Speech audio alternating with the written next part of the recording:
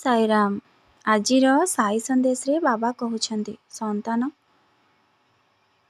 ସତ୍ୟର ସବୁବେଳେ ଜୟ ହୁଏ। ସନ୍ତାନ, ତୁ ସବୁବେଳେ ସତ୍ୟ ମାର୍ଗରେ ଚାଲିବୁ। ତୁ ଯଦି ସବୁବେଳେ ସତ୍ୟ ପଥରେ ଥିବୁ, ତୋର କିଛି ବି କ୍ଷତି ହେବନି। କାରଣ ସତ୍ୟ ପଥରେ ତ ପ୍ରଥମେ କିଛିଟା ବାଧାବିଘ୍ନ ଦେଖାଦେବ, କିନ୍ତୁ ପରେ ନିଶ୍ଚିନ୍ତ ତୋର ହିଁ ଜୟ ହେବ। ସନ୍ତାନ, ତୁ ମୋ ଉପରେ ଏତିକି ବିଶ୍ୱାସ ରଖ। ତୁ ଯଦି କର୍ମ ଠିକ୍ କରୁଛୁ, ସତ୍ୟ ପଥରେ ଅଛୁ, ତୋତେ କେହି ହରେଇ ପାରିବେନି। ତୁ ମନରେ କୌଣସି ଦ୍ୱନ୍ଦ୍ୱ କି ଭୟ ରଖନି ସନ୍ତାନ। କାରଣ ତୁ ଯେଉଁ ଭାବୁଛୁ ସବୁବେଳେ ଖରାପ ଲୋକଙ୍କର ଭଲ କିପରି ହେଉଛି, କିନ୍ତୁ ସନ୍ତାନ ସେଇଟା ତୁ ଦେଖୁଛୁ ଗୋଟେ, କିନ୍ତୁ ହେଉଛି ଆଉ ଗୋଟେ। ତୁ ଯେଉଁ ଭାବୁନୁ କି ସେମାନଙ୍କର କିଛି ପୂର୍ବଜନ୍ମର କର୍ମଫଳ ପାଇଁ ସେ କିଛି ଦିନ ତ ସୁଖରେ ରହୁଛନ୍ତି, କିନ୍ତୁ କର୍ମ ଯେମିତି ସେ କରୁଛନ୍ତି ତାର ଫଳ ସେ ନିଶ୍ଚିନ୍ତ ପାଇବେ। ତୁ ଯଦି ସତ୍ୟ ପଥରେ ଅଛୁ, ବାଧାବିଘ୍ନ ଆସୁଛି ସତ, କିନ୍ତୁ ତୋର ହିଁ ଜୟ ହେବ। ଏଥିରେ ଟିକିଏ ହେଲେ ବି ସନ୍ଦେହ ନାହିଁ। ସନ୍ତାନ, ତୁ ମୋ ଉପରେ ବିଶ୍ୱାସ ରଖିଛୁ, ମୋରି ସନ୍ଦେଶ ଟିକେ ଶୁଣିବା ପାଇଁ ତୁ ଅପେକ୍ଷା କରି ବସିଛୁ, ମୁଁ ଜାଣିଛି। ସନ୍ତାନ, ତୁ ତୋ ବାବା ଉପରେ ଯଦି ତୋର ଭରସା ଅଛି, ତୋର କୌଣସି କ୍ଷତି କରିବାକୁ ତୋ ବାବା ଦେବନି। ତୁ ଯଦି ଠିକ୍ କାମ କରୁଛୁ, ଠିକ୍ ପଥରେ ଅଛୁ, ତୋ ବାବାର ଆଶୀର୍ବାଦ ସବୁବେଳେ ତୋ ସହିତ ଅଛି। ସନ୍ତାନ, ଏ ଦୁନିଆରେ କେହି କାହାର ନୁହନ୍ତି। ସନ୍ତାନ, ତୁ ଯଦି ଅନ୍ୟମାନଙ୍କ ପାଇଁ ସେବା କରୁଛୁ, ତୋ ପାଇଁ ସିଏ କରିବ ବୋଲି ଏଥିରେ କିଛି ମାନେ ନାହିଁ। ସନ୍ତାନ, ତୁ ତ କର୍ତ୍ତବ୍ୟ କରୁଛୁ, କାରଣ ତୁ ଭଲ ବୋଲି ତୋ କାମଟି ତୁ କରୁଛୁ। ସିଏ ଭଲ ହେବ ସେଟା ତା ଉପରେ ଛାଡ଼ିଦେ।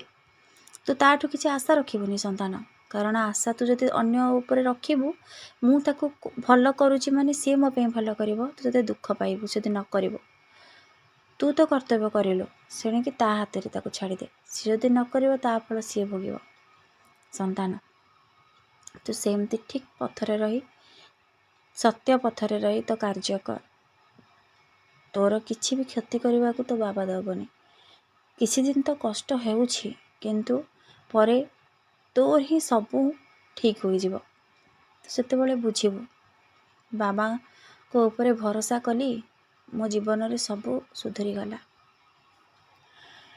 ଭଲ ଲୋକମାନଙ୍କର ହିଁ ଭଗବାନ ପରୀକ୍ଷା କରନ୍ତି। ସନ୍ତାନ, ଯିଏ ଭଗବାନଙ୍କର ପ୍ରିୟର ଭକ୍ତ ହୋଇଥାଏ, ଭଗବାନ ତାଙ୍କର ହିଁ ପରୀକ୍ଷା ନିଅନ୍ତି। କାରଣ ତାଙ୍କୁ ଆହୁରି ଶକ୍ତ କରିବାରେ ଅଛି ତାଙ୍କ ଭକ୍ତକୁ। ଯିଏ ତ ଖରାପ ଲୋକ, ତାଙ୍କ ଉପରେ ଭଗବାନ ଜମା ବି ଧ୍ୟାନ ଦିଅନ୍ତିନି, କାରଣ ସେ ତ ମୂଳରୁ ଖରାପ।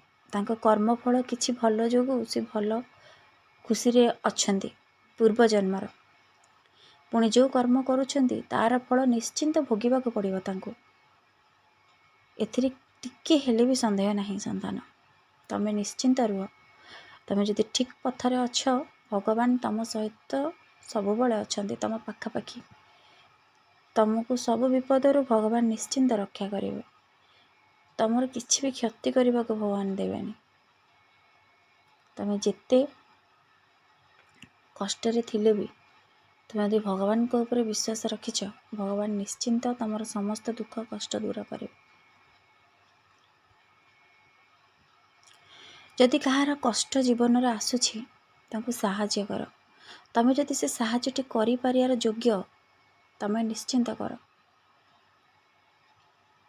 କିନ୍ତୁ କିଛି ଲୋକ ଅଛନ୍ତି ସାହାଯ୍ୟ କରିବାର ଯୋଗ୍ୟ ହୋଇଥିବେ, କିନ୍ତୁ ସେ କଷ୍ଟ ପାଉଥିବା ଲୋକକୁ ଦେଖି ତାଙ୍କୁ ଛାଡ଼ିକି ଚାଲିଯିବେ।